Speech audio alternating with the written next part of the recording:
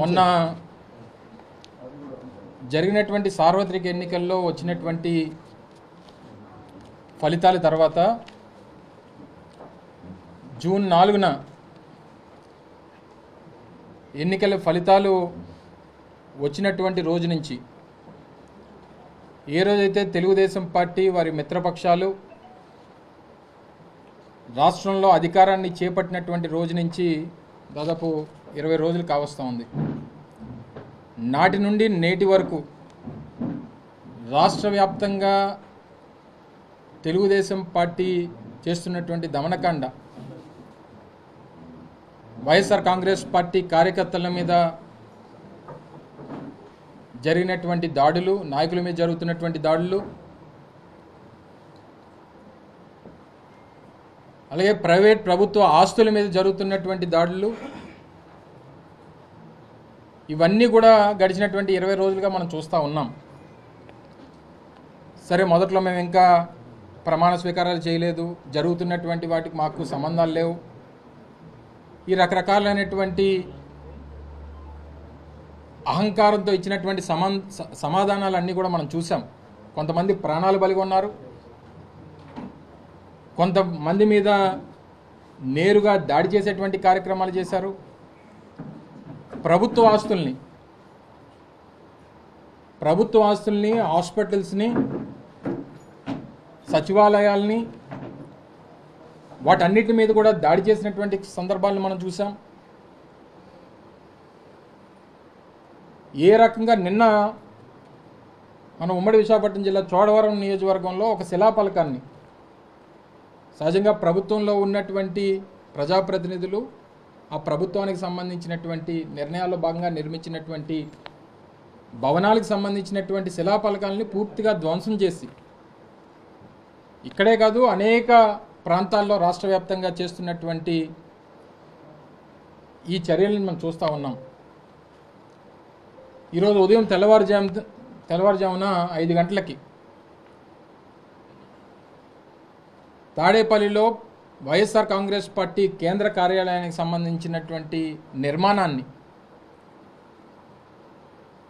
8 సంవత్సరాలు ఈ రాష్ట్రంలో ప్రతిపక్ష పార్టీగా, గడిచినటువంటి 5 సంవత్సరాల అధికార పార్టీగా,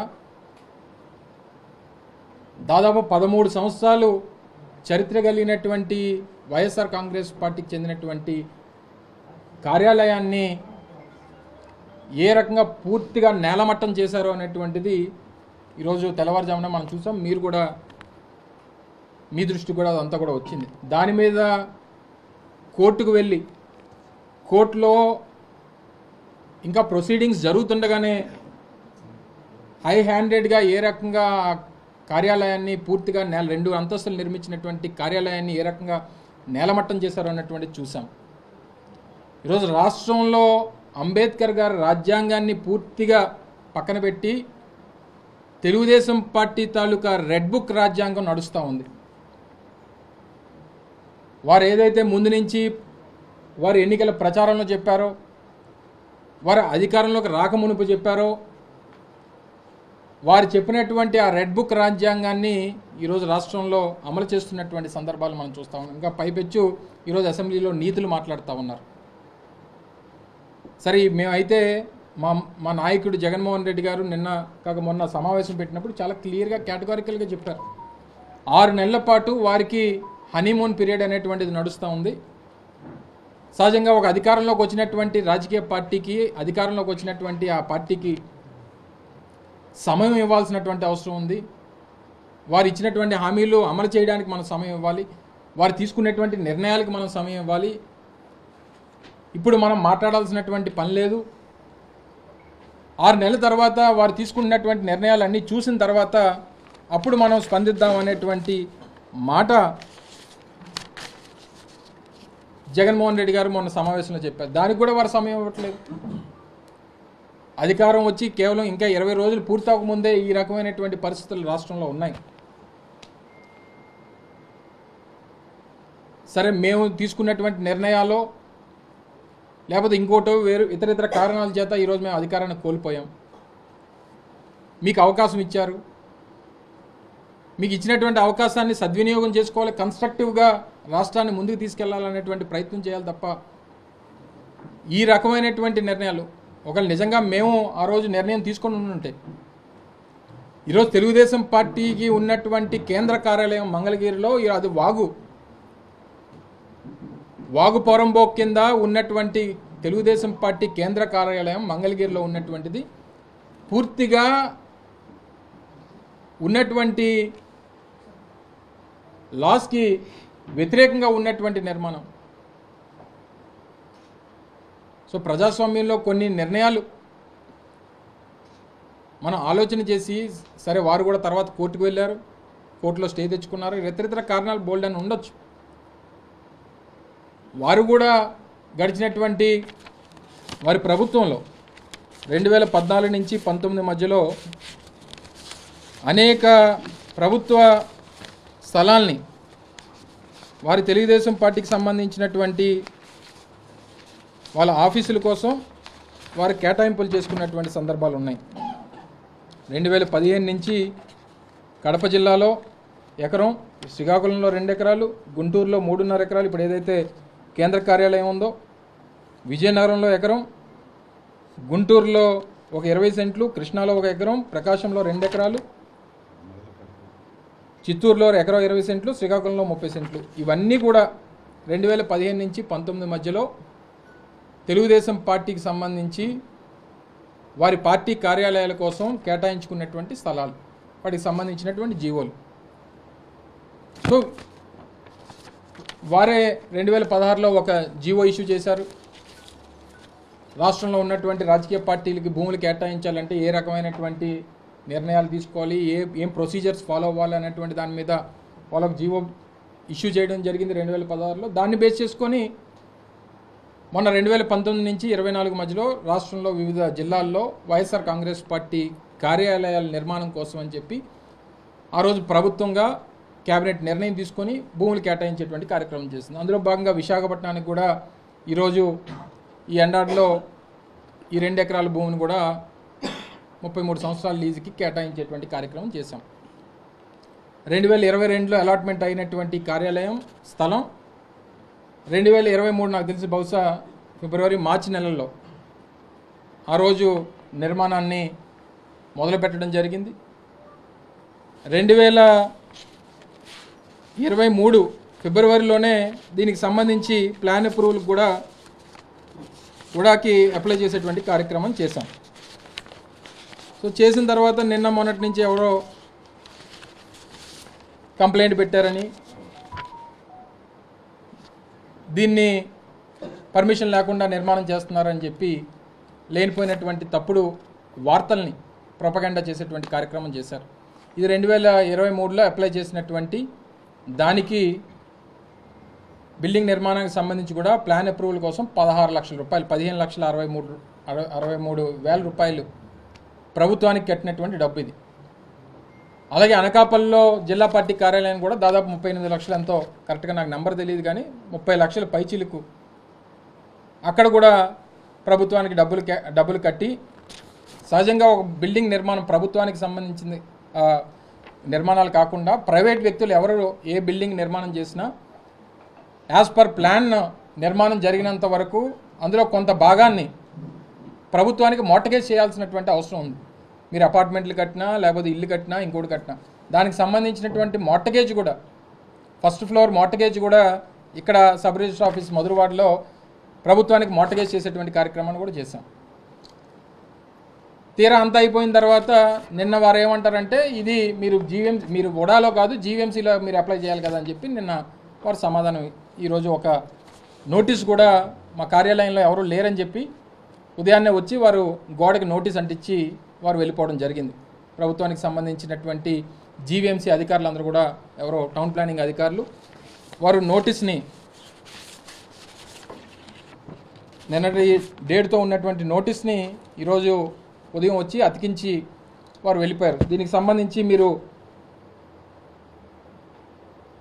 కట్టినటువంటి నిర్మాణానికి మీరు విఎంఆర్డీఏలో ప్లాన్ అప్రూవల్కి అప్లై చేశారు. కానీ మీది జీవీఎంసీ లిమిట్స్లో ఉండడం వల్ల మీరు జీవీఎంసీకి అప్లై చేయాలి. సో జీవీఎంసీ పర్మిషన్ ఇవ్వకుండా మీరు నిర్మాణం చేశారు కాబట్టి వారం రోజుల్లోపు దీనికి సమాధానం ఇవ్వాల్సిందిగా కోరుతున్నామని చెప్పి వారు ఒక నోటీస్ని గోడకు అతికించి వెళ్ళిపోయారు. దాన్ని అక్కడి నుంచి తొలగించి మేము భద్రపరచుకునేటువంటి కార్యక్రమం చేశాం. ఎందుకంటే సమాధానం ఇవ్వాలి కాబట్టి. సహజంగా జీవీఎంసీ లిమిట్స్లో ఎప్పుడన్నా భూ కేటాయింపులు కానీ మనకు భూమి కానీ ఉంటే గజాల్లో దాన్ని స్క్వేర్ యార్డ్స్లో గజాల్లో అది కన్వర్ట్ అయ్యి ఉంటే డైరెక్ట్గా నేరుగా మనం జీవీఎంసీకి అప్లై చేసుకుంటాం. నాకు ఉన్నటువంటి అవగాహన మేరకు, ప్రభుత్వంలో పనిచేశాను కాబట్టి, ప్రభుత్వంలో మంత్రిగా ఉన్నాను కాబట్టి నాకు ఉన్నటువంటి అవగాహన మేరకు జీవీఎంసీ లిమిట్స్లో సహజంగా ఏదైనా గజాల్లో మీకు భూమి ఉంటే మీరు నేరుగా జీవీఎంసీకి వెళ్ళి అప్లై చేసుకునేటువంటి పద్ధతి ఉంటుంది నాకు తెలిసి. కానీ ఎకరాల్లో కన్వర్షన్ జరగకుండా ఎకరాల్లో ఉన్నప్పుడు అది నేరుగా మనం విఎంఆర్డీఏకి కన్వర్షన్ పెట్టుకుంటాం. కన్వర్షన్ పెట్టుకుని దాని నుంచి ప్లాన్ అప్రూవల్ కావాల్సినప్పుడు సహజంగా విఎంఆర్డీఏ నుంచే లేఅవుట్ కానీ లేకపోతే బిల్డింగ్కి సంబంధించి కానీ ఏదైనా ఉన్నప్పుడు విఎంఆర్డీఏ నుంచి జీవీఎంసీకి వెళ్ళి జీవీఎంసీ నుంచి ప్లాన్ అప్రూవల్ అయ్యి రావాలి. మేము అప్లై చేసి దాదాపు 365 రోజులు పైచిలకు, అంటే సంవత్సరం పైచిలకు అయింది. ఇప్పుడు మళ్ళీ వారు నిన్న సమాధానం ఇస్తూ వాళ్ళు ఏం చెప్పారంటే జీవీఎంసీకి మీ రిక్వెస్ట్ని ట్రాన్స్ఫర్ చేయాలని చెప్పి వారు కోరడం జరిగింది. సరే, మేము రిక్వెస్ట్ ట్రాన్స్ఫర్ ఆర్టీఎస్ అని చెప్పి ఒక సిస్టమ్ ఏదో ఉంది, రిక్వెస్ట్ ట్రాన్స్ఫర్ సిస్టమ్ అని చెప్పి ఆర్టీఎస్ అనే ఒక నామినిక్లేచర్తో ఒక రిక్వెస్ట్ ఉంది. దాని రిక్వెస్ట్ మేరకు జీవీఎంసీకి అప్లై చేస్తాం. కట్టాల్సిన డబ్బు కట్టాం, గవర్నమెంట్కి కట్టాం. కావాల్సినటువంటి ప్లాన్ అప్రూవల్, కావాల్సినటువంటి building structure, as per plan approval ప్రకారం బిల్డింగ్ కట్టాం. అన్నీ ఉన్న తర్వాత ఈ రకంగా ప్రభుత్వానికి సంబంధించినటువంటి అవకాశం ప్రభుత్వంలో మేము ఉన్నాం కాబట్టి, మేము ఏదన్నా చేయొచ్చు కాబట్టి, దేనన్నా ఎమ్మెల్సీ గురించి ఏదన్నా మనం చేయొచ్చు అని చెప్పని అనుకుంటే ఇది పద్ధతి కాదు.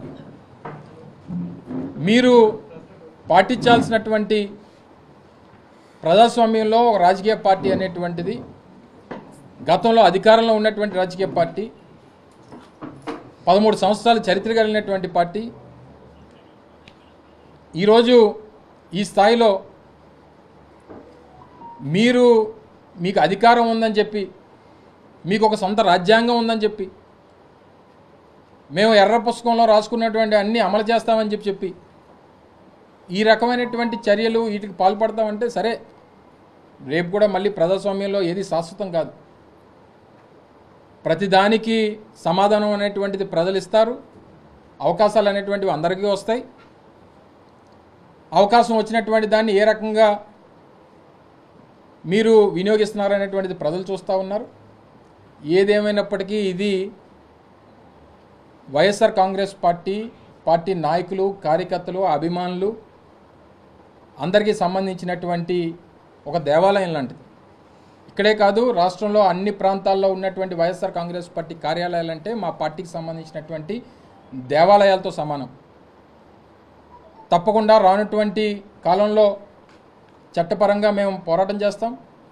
మేము చట్టాన్ని ఎక్కడా కూడా మేము అధికారం ఉందని చెప్పి, వాస్తవంగా అయితే గతంలో 10-11 బిల్డింగులు తెలుగుదేశం పార్టీ హయాంలో నిర్మించారు. తీమనంటే వాళ్ళకి దేనికి పర్మిషన్స్ ఉన్నాయో. 2002, 2003లో విశాఖపట్నంలో ఉన్నటువంటి దస్పల్ హిల్స్ పక్కన ఉన్నటువంటి వారి ప్రభుత్వ కార్యాలయానికి 17-18 సంవత్సరాలు అసలు ప్లాన్ అప్రూవల్ వెళ్ళలేదు. ఆ రోజు ప్రతిపక్షంగా మేము ఫైట్ చేసి అసలు మీ తాలూకా రికార్డ్స్ అన్ని బయట తీయమంటే అప్పుడు 16-17 సంవత్సరాల తర్వాత వాళ్ళు ప్లాన్ అప్రూవల్కి అప్లై చేశారు. అప్పటి వరకు ఉన్నటువంటి ఫైన్లు అన్నీ అప్పుడు కట్టారు. అప్పటి వరకు ఉన్నటువంటి ట్యాక్స్లు ఒకరోజు కట్టలేదు. ప్రభుత్వానికి కట్టాల్సినటువంటి లీజ్ అమౌంట్ కట్టలేదు. వీరు వచ్చి ఈరోజు నీతులు చెప్పి మేము ఈ రకంగా కార్యక్రమాలు చేయడం అనేటువంటి సమంజసం కాదు. ఏదేమైనప్పటికీ మేము చట్టపరంగా మాకున్నటువంటి రైట్స్ని మేము ప్రొటెక్ట్ చేసుకుంటూ, మా దేవాలయాలని మేము ప్రొటెక్ట్ చేసుకుంటాం. మా ప్రభుత్వం నుంచి కేటాయింపబడినటువంటి వైఎస్ఆర్ కాంగ్రెస్ పార్టీ కార్యాలయాలు రాష్ట్ర వ్యాప్తంగా ఎక్కడెక్కడైతే కేటాయించామో, ఎక్కడైతే నిర్మాణాలు చేశామో, సరే ఇప్పటికే వారు హై హ్యాండెడ్గా ఈరోజు బుల్డోజర్ల ప్రభుత్వం మొదటి నుంచి అధికారంలోకి వచ్చినటువంటి రోజు నుంచి గడిచినటువంటి 20 రోజులుగా ఏ రకమైనటువంటి విధ్వంసకాండ. నిన్ననే మా కార్పొరేటర్ గారు కొండబాబు గారు మన 4వ వార్డు 4వ డివిజన్ కార్పొరేటర్ గారు, 4వ డివిజన్ కదా, రాత్రి ఆయన ఇంటి మీద రాళ్ళు రువ్వారు, ఇల్లు అద్దాలన్నీ పగలగొట్టారు. ఈ రకమైనటువంటి కార్యక్రమాలు రాష్ట్ర వ్యాప్తంగా అన్ని ప్రాంతాల్లో జరుగుతూ ఉన్నాయి. సరే, ఇప్పుడు ప్రభుత్వ ఆస్తులు అయిపోయినాయి, వ్యక్తిగతంగా నాయకులు అయిపోయినారు. ఈరోజు మా పార్టీకి సంబంధించినటువంటి పార్టీ కార్యాలయాల మీదకి వచ్చారు. ఏదేమైనప్పటికీ ప్రభుత్వంలో ఉన్నటువంటి అధికారులు, మీకు తెలుసు ఏం జరిగిందో ఏం జరుగుతుందో.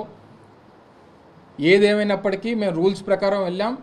సరే, ఏదన్నా డీవియేషన్స్ ఉన్నాయి, మీరు ఇది కాదు ఈ రకంగా వెళ్ళాలన్నప్పుడు మీరు డైరెక్షన్ ఇవ్వాలి. మీరు ఈ రోజు వరకు చెప్పకుండా నిన్నటికి నిన్న వచ్చి మీరు ఇక్కడ కాదు అక్కడికి వెళ్ళండి అని చెప్తే సరే వెళ్తాం, టైం ఇవ్వాలి కదా. డబ్బులు కట్టాం, మార్టగేజ్ చేసాం, ల్యాండ్ బిల్డింగ్ మార్టగేజ్ చేసాం, అన్ని ప్రొసీజర్ ప్రకారం ప్రభుత్వానికి కట్టాల్సినటువంటి ఫీజులు కట్టాం, వేకెంట్ ల్యాండ్ ట్యాక్సులు కట్టాం, కరెంటు బిల్లులు. గతంలో మా జిల్లా పార్టీ అధ్యక్షుడిగా ఇప్పుడు శాసనసభ్యుడిగా ఉన్నటువంటి పంచకల్ రమేష్ బాబు గారు, ఆయన మా జిల్లా పార్టీ అధ్యక్షుడిగా ఉన్నప్పుడు కట్టినటువంటి కరెంటు బిల్లు ఆయన పేరు మీద ఇచ్చారు. అప్పుడు దానికి సంబంధించినట్టు కట్టినటువంటి బిల్లులు, వేకెంట్ ల్యాండ్ ట్యాక్సులు, ప్రొసీజర్ ప్రకారం అన్నీ చేసిన తర్వాత కూడా, అంటే పద్ధతి ప్రకారం ఏదైనా చేస్తే ఉండడానికి లేదు అనేటువంటిది మీ అభిప్రాయం అయితే చెప్పమనండి. వీటిని దయచేసి ప్రజలందరూ కూడా గమనించాలండి. జరుగుతున్నటువంటి ప్రక్రియలు, చేస్తున్నటువంటి దౌర్జన్యాలు, దాడుల్ని ప్రజలందరూ కూడా గమనించాల్సిందిగా, మీరు తీసుకున్నటువంటి నిర్ణయాన్ని ఒకసారి ఆలోచించాల్సిందిగా మీ ద్వారా మరొకసారి అందరికీ తెలియజేసుకుంటూ, మాకు ఇచ్చినటువంటి నోటీస్ని చట్ట ప్రకారం మేము ఫైట్ చేసుకుంటాం, ప్రొటెక్ట్ చేసుకుంటాం.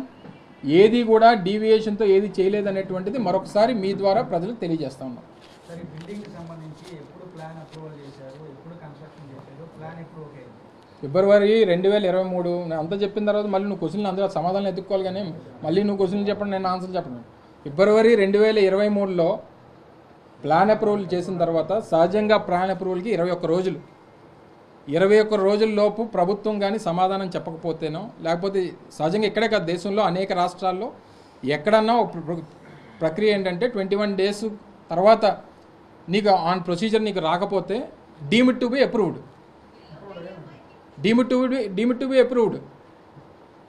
సో అప్రూవల్ అయిపోయిన తర్వాత కన్స్ట్రక్షన్ చేసుకుంటాం. కన్స్ట్రక్షన్ చేసిన తర్వాత జరిగినటువంటి దాంట్లో ఏదన్నా ఇష్యూస్ ఉన్నాయనుకోండి, దాన్ని కన్సర్న్డ్ ఓనర్ నోటీస్కి తీసుకురావాలి కదా. లేకపోతే ఎవరైతే రైట్ ఆఫ్ ద ప్రాపర్టీ ఉందో, ఈరోజు right of the property party YSR Congress party, so దానికి కన్సర్న్డ్ జిల్లా పార్టీ అధ్యక్షులు వాళ్ళ దృష్టి తీసుకుని వచ్చి ఇది కాదు, ఇదిగో ఇది ఉంది, ఇది మీరు పలానా దగ్గరికి వెళ్ళాలని చెప్పాలి. సో ఏది అసలు పేపరే పెట్టకుండా, లెటరే పెట్టకుండా, డబ్బే కట్టకుండా కట్టేసాం అనుకోండి, సరే మీరు చేసిన తప్పు అని చెప్పడానికి. సో ఇవన్నీ అసలు ప్రొసీజర్ జరిగాయి అనేటువంటిది మీ ద్వారా తెలియజేస్తా ఉన్నాం. సార్, నిబంధనల ప్రకారం మీరు గీతం యూనివర్సిటీ, పల్లా శ్రీనివాస్, పేలా గోవింద్, సబ్బం హరి, ఆ రోజు మీకు అకార్డింగ్ టు రూల్స్ ప్రకారం అవన్నీ వైలేషన్స్ కనిపించాయి కాబట్టి అవన్నీ చేయడం జరిగింది. ఈ రోజు వాళ్ళు వైలేషన్ కనిపించి ఒక నోటీస్ ఇచ్చారు. ఇది ఫారెస్ట్ ల్యాండ్. అక్కడ కొట్టేసింది దాని గురించో, అక్కడ కొట్టేసిందో తాడేపల్లిలో, మరి దాన్ని మహాన్యూస్ వాళ్ళు అడగరా దాన్ని? నేను అనేది సరే నువ్వు చెప్పినవన్నీ నేను యాక్సెప్ట్ చేస్తున్నాను, సరే కొట్టేసాము, అందుకనే కదా ఇప్పుడు ఇక్కడ కూర్చున్నాం. లేకపోతే అసెంబ్లీలో ఈరోజు ప్రమాణ స్వీకారం చేసి ఈరోజు మేము కూడా స్పీకర్ ఎన్నిక చేసేవాళ్ళం వైఎస్ఆర్ కాంగ్రెస్ పార్టీ. సరే నువ్వు చెప్పినవి మేము అవే తప్పులే అనుకుంటే నువ్వు అనుకున్నవి, అందుకని మనం ప్రతిపక్షంలో కూర్చోబెట్టారు కదా. ఈరోజు మమ్మల్ని గెలిపించలేదు కదా ప్రజలు. నేనేమంటానంటే ఇప్పుడు జరిగినటువంటి ప్రక్రియలు ప్రొసీజర్ ప్రకారం ఉన్నాయి, ప్రొసీజర్ ప్రకారం ఇదే ప్రొసీజర్ అనుకొని మేము ప్రొసీజర్ ప్రకారం చేసాము. ప్రతి దాంట్లోని నేనేమంటానంటే గతంలో తెలుగుదేశం పార్టీ కార్యాలయాలు అనేక నిర్మాణాలు జరిగినాయి అనేక జిల్లాల్లో. తెమ్మనండి, అన్ని పర్మిషన్స్ చూపించమనండి ఒకసారి తెలుగుదేశం పార్టీకి. నేను చెప్తున్నాను కదా, 2016లో నేను సజీవ సాక్షిని. ఆ రోజు ఇష్యూస్ మీద ఫైట్ చేస్తున్నప్పుడు తెలుగుదేశం పార్టీ కార్యాలయానికి సంబంధించినటువంటి ప్లాన్ అప్రూవల్ చూపించమంటే ప్లాన్ అప్రూవల్ లేదు దానికి. అప్పటి వరకు కట్టినటువంటి లీజ్ అమౌంట్ ఎక్కడ కట్టారు చూపించమంటే నోటీస్ లీజ్ అమౌంట్ కట్టింది లేదు. 16-17 సంవత్సరాలు కట్టలేదు డబ్బులు, గవర్నమెంట్ కట్టాల్సింది. సరే ఏదేమైనప్పటికీ ఇప్పుడు జరిగినటువంటి దానికి మేము ఇప్పుడు పబ్లిక్ ఏం చెప్తారు, వీళ్ళకి ఏమి పర్మిషన్ లేకుండా వీళ్ళు కట్టేశారు అనేటువంటిది ప్రొపగండా చేయాలని చెప్పి తెలుగుదేశం పార్టీ చూస్తుంది. అది కాదు అనేటువంటిది మేము సమాధానం చెప్తున్నాం. మా దగ్గర ప్రక్రియ ప్రకారం మా ప్రొసీజర్స్ మేము ఫాలో అయ్యామని చెప్పి చెప్తున్నాం. ఇంకా ఏమన్నా ఇష్యూస్ ఉంటే చట్ట ప్రకారం ఫైట్ చేస్తాం.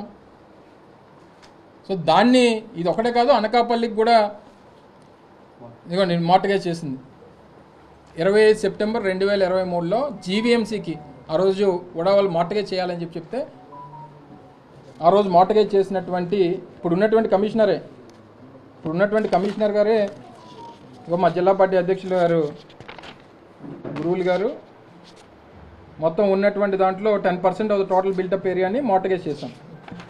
మార్టగేజ్ చేసినటువంటి డాక్యుమెంటు 8273/2023 డాక్యుమెంట్ నెంబరు జీవీఎంసీకి మార్టగేజ్ చేశాం. Madhurawada sub registrar office 8273/2023. మొత్తం బిల్డింగ్లో నువ్వు బిల్డింగ్ కట్టావు అనుకో, 500 గజాల్లో బిల్డింగ్ కట్టి ఒక 5,000 స్క్వేర్ ఫుట్ కడితే ఒక 500 ఎస్ఎఫ్టీ మార్టగేజ్ చేయాలి. ఇది ప్రొసీజర్. అంటే నువ్వు ఎప్పుడైనా డీవియేషన్స్తో కడితే దాన్ని గవర్నమెంట్ ఓన్ చేసుకునేటువంటి దానికి లేదా నీ పెనాల్టీ కిందో దేని కిందో అది ఉపయోగపడుతుందని చెప్పి సహజంగా రెస్ట్రిక్షన్స్ కోసం అని చెప్పి పెడతారు. ఆ మార్టగేజ్ కూడా చేసాం 2023-25 సెప్టెంబర్. ఇందాక మీకు చెప్పినట్టుగా దానికి సంబంధించి ప్రూఫ్ నేను చెప్పేది. మీరే నోటుతో చెప్పిస్తారు, నోట్ లేదా మీ దగ్గర అంటే ఇది నోట్ డాక్యుమెంట్. సో ఏదేమైనప్పటికీ వారు ఏ రకంగా వాళ్ళు తాలూకా అన్నీ డాక్యుమెంట్స్. సో ఓవరాల్గా ప్రజలకు మీ ద్వారా చెప్పేది ఏంటంటే మేము చేసినటువంటి నిర్మాణాలు ప్రతీది కూడా పద్ధతి ప్రకారం యాజ్ పర్ రూల్స్ ఫాలో చేసాం. అయినప్పటికీ కేవలం విధ్వంసం సృష్టించాలి, వైఎస్ఆర్ కాంగ్రెస్ పార్టీ కార్యాలయాలు రాష్ట్రంలో ఉండకూడదు అనేటువంటి అభిప్రాయంతో చేపడుతున్నటువంటి కార్యక్రమాలు. తాడేపల్లిలో కొట్టేసేది కూడా చంద్రబాబు నాయుడు గారికి, లోకేష్ గారికి వాళ్ళు రోడ్డు మీద వెళ్తున్నప్పుడు అది రోజు కనబడుతుంది అన్నటువంటి ఉద్దేశంతో కొట్టించినట్టు కనబడుతుంది. సో దయచేసి ఇవన్నీ ఇప్పటికన్నా మీరు చెప్పేటువంటి నీతులు సూక్తులు ఇందాక మేము అసెంబ్లీలో చూసాం, అవి దానికే పరిమితం కాకుండా మీరు మంచిగా పరిపాలన చేయాలని చెప్పి మేము కూడా ఆశిస్తూ ఉన్నాం. మీరు చేయనటువంటి రోజున డెఫినెట్గా ప్రజల పక్షాన పోరాటం వైఎస్ఆర్ కాంగ్రెస్ పార్టీ చేస్తుంది. ఆ అవకాశం డెఫినెట్గా మీరు మాకు ఇస్తారు. రానున్నటువంటి కాలంలో వైఎస్ఆర్ కాంగ్రెస్ పార్టీ కార్యాలయాలకు కానీ, వైఎస్ఆర్ కాంగ్రెస్ పార్టీ నాయకుల జోలికి కానీ, వైఎస్ఆర్ కాంగ్రెస్ పార్టీ కార్యకర్తల జోలికి కానీ ఎవరు వచ్చినా సరే వారికి అండగా పార్టీ నిలబడుతుంది, మీ పక్షాన్ని నిలబడుతుంది, అన్ని రకాలుగా పోరాటం చేస్తుంది, మీ ముందు నాయకత్వం నిలబడి మీకు అండగా నిలబడుతుంది అనేటువంటి విషయాన్ని మరొకసారి ఈ సందర్భంగా మీ ద్వారా ప్రజలకి, మా పార్టీ నాయకులకి, కార్యకర్తలకి, అభిమానులకి తెలియజేస్తాం. Thank you.